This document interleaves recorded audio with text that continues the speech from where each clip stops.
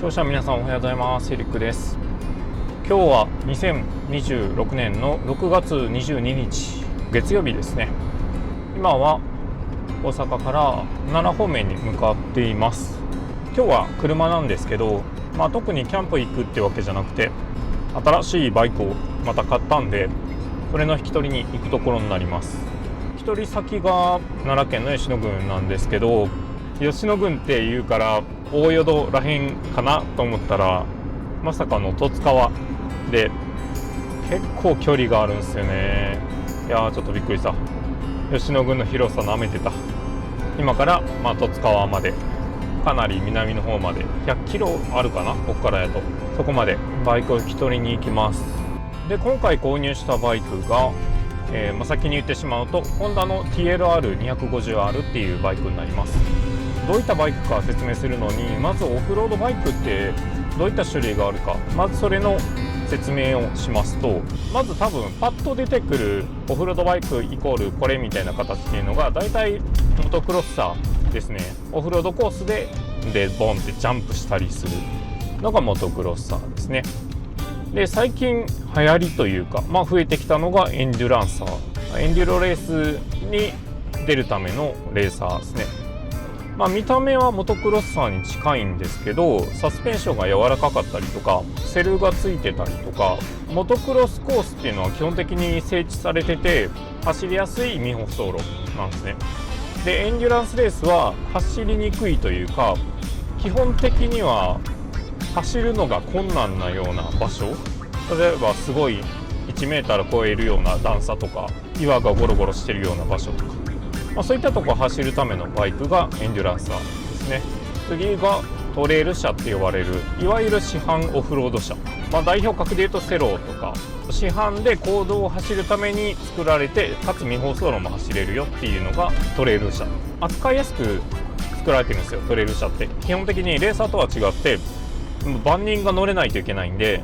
パワーの出方も穏やかだったり、サスペンションもね割と車高低めで乗りやすかったりと、いろいろ考慮されているものになりますね。次がトライアル車。トライアルはレースではないですね。エンデューロレースって1メートルとか2メートルとかの壁があるんですけど、もっと高い壁越えるとか、もう垂直のブロックの上に飛び乗る、土管の上飛び乗るとか、縦方向のアクションがめちゃくちゃしやすいっていうオフロードバイクがあるんですけど、それがトライアル車になりますね。で、トライアル車は基本的に市販車ってあんまりなくて、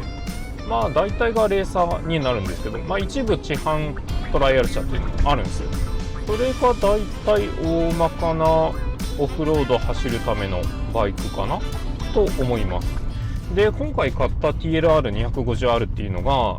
そのトレイル車とトライアルの中間ぐらいなんですよね。だから市販で公道も走れるオフロードバイクだけど、ちょっと縦方向の動き、ジャンプするとか壁越えるとか、そういったのができますよっていうトライアル寄りのトレイル車を買ったんです。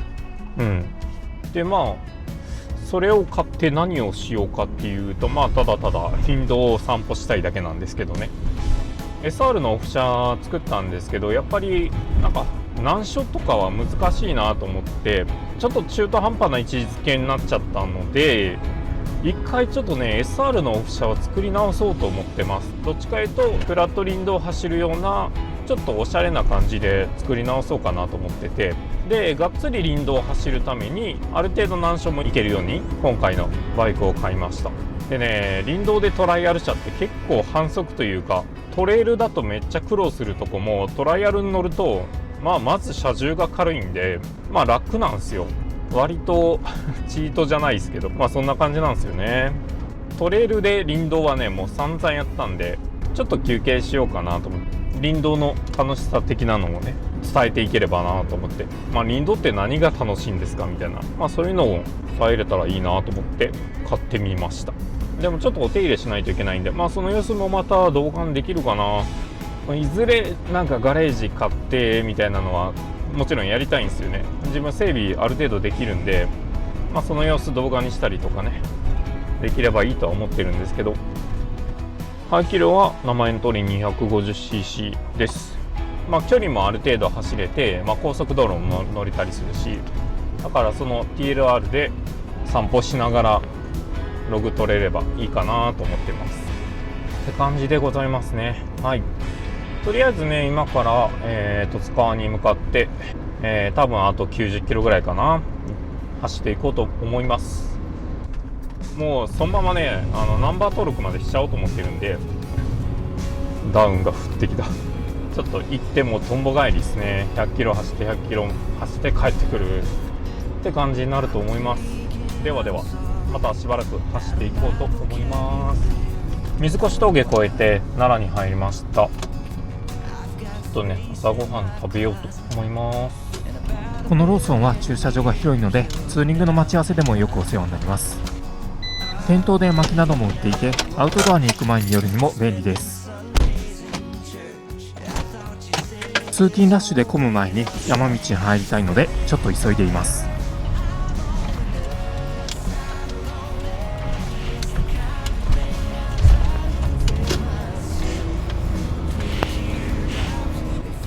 今は5世なのでこのまま、南下して五条まで行きます。で五条から、大東で十津川の方に向かってまたひたすらね南に向かって走っていこうと思います。山の中に入る前に五条のいつもの JASS で給油を済ませます。タイミングが悪いと結構待たされることもありますが今回は待ちなしでした。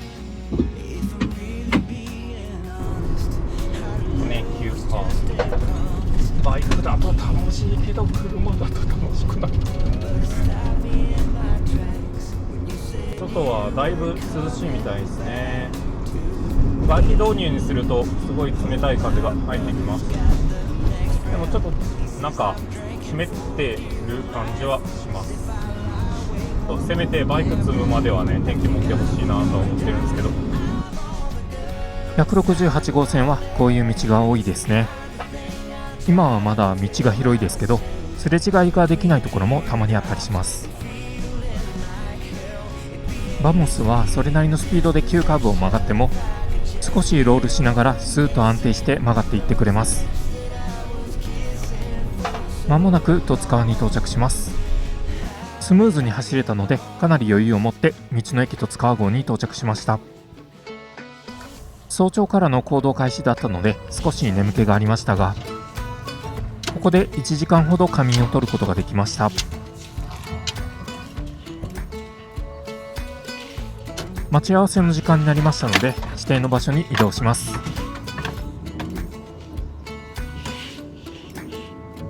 約束の時間になったんで引き取りに行こうと思います。室内のベッドは取り外してきてるんですけどね、床はそのままなんで普通にマットだけ引いてちょっと仮眠してました。普通に熟睡してしまった。めちゃくちゃキャンプ行きたくなった。あとはバイク引き取って戻ってナンバー取りに行って左に曲がる。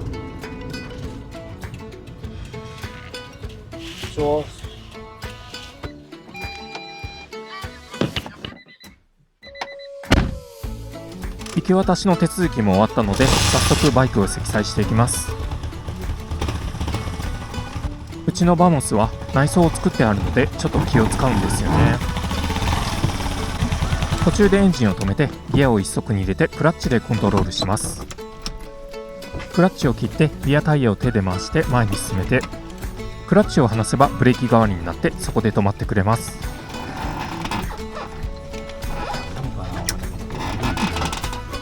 でもカツカツっすけどね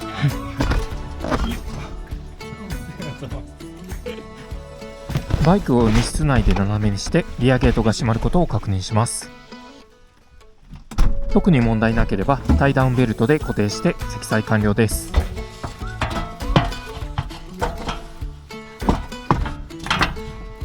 TLR は車両重量がギリギリ 100kg を切るぐらいで軽量なのでフロントを左右から固定するだけで十分だと思います。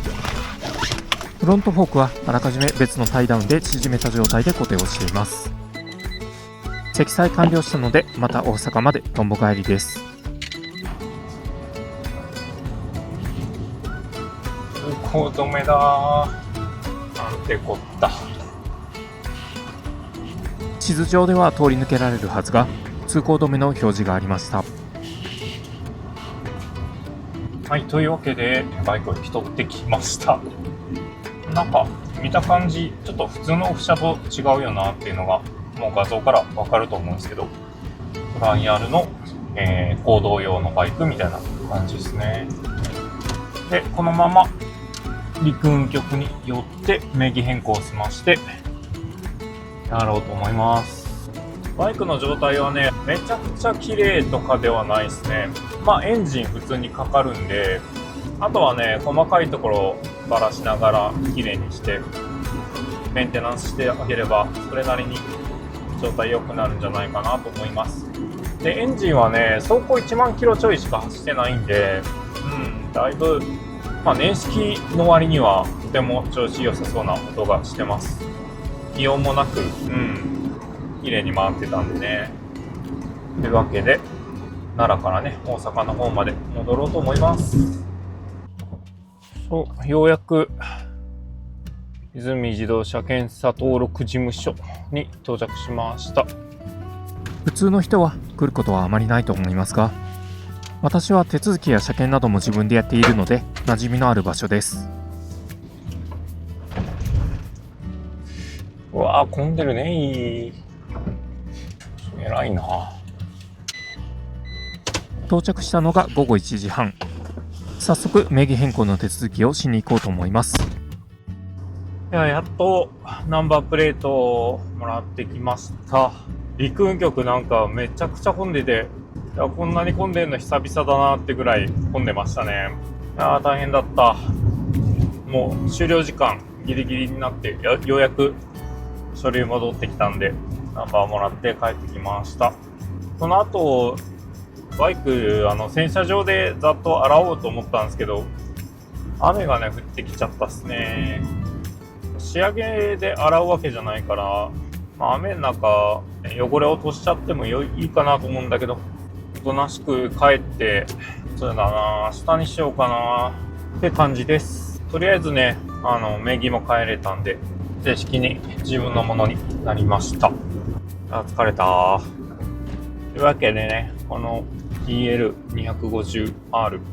をしばらくねメンテナンスしたり乗ってみたりっていう動画作れると思うんで、引き続きお楽しみくださいって感じですかね。あと洗車してね、必要なものをリストアップしてメンテナンス始めていこうと思います。雨が小雨になったので洗車場によって洗ってしまうことにしました。整備の第一歩は洗車からです。整備性の向上だけでなくミスやトラブル防止のためでもあります。個人的にはフォークを縮めての積載はあまり好きではないので、近いうちに積載用の猫車タイヤを買っておこうと思います。高さは大丈夫なんですけど、ハンドルが変わっていて幅がギリギリです。乗せたり下ろしたりは車重が軽いから簡単なんですけど、そこだけがネックですね。というわけで引き取ってきた TLR を洗車していきたいと思います。ちなみに今からやる洗い方はこれから全部バラす前提でやっています。コイン洗車場で洗うときはなるべく上方向から少し遠めに水流を当てるのがいいです。オフ車はある程度ラフでも大丈夫なように作られていますが、オンロード車は防水が弱い部分もあるかと思います。特にマフラーに多量の水が入らないように気をつけてください。水圧でフロントフェンダーが折れたりデカールが剥がれちゃったりしてますね。でもこれから林道を走るにあたって高圧洗浄機を使うシーンは多々あります。気を使って洗車しても脆くなっている部分は結局林道で走っているとすぐダメになります。というか車体のカラーを変えるか迷っていたので剣切りがついてよかったです。エンジン周りの油汚れもバラす前になるべくきれいにしておきたいところですよね。もう一度言いますが、ここまで至近距離で高圧洗浄するのは真似しちゃダメですよ。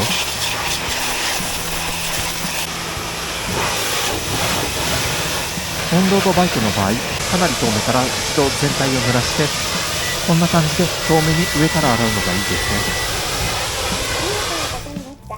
ね。エンジンかかるわけないんだよなって思いながら道をキックをしてみます。一発でかかってちょっとびっくりしてます。思った以上にエンジンは状態良さそうですね。ちょっと体を使ってあげればフロントは簡単に持ち上がります。トライアル車の中では重めな部類ですが、それでもトレイルに比べたらめちゃくちゃ軽いですね。なんかフォークスプリングが遊んでいるような感触したのが気になりました。もしかしたらカラーとかが抜かれてるのかな。まあ自分は体重があるからカラーを伸ばしてプリロードを上げるつもりだったので、いろいろ細かくチェックしないといけなそうですね。ちゃんと整備が終わったら多分もっと乗りやすくなるはずです。 TLR で林道を散歩するのが今から楽しみですね。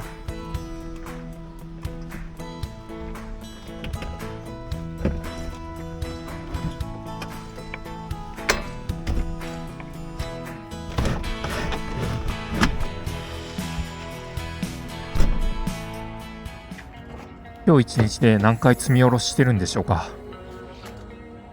TLR は軽いからそんなに苦にならないのでまだマシですけどね。下ろす時もリアブレーキ代わりにギアを入れてクラッチでコントロールしてます。縮めていたフロントフォークを開放して自宅の駐輪場に並べたら本日のミッションコンプリートです。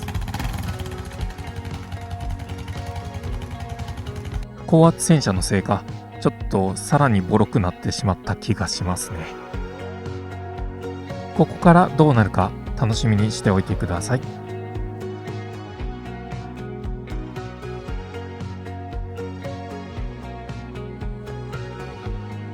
今回の動画は以上でおしまいとなります。ご視聴いただきましてありがとうございました。もしよければチャンネル登録、高評価、お気軽にコメントもお待ちしております。それではまた次の動画でお会いしましょう。バイバイ。I wanna see you again, see you again. I don't wanna pretend. Let's do it again, do it again. It's worse when you're not here. Let's turn the clock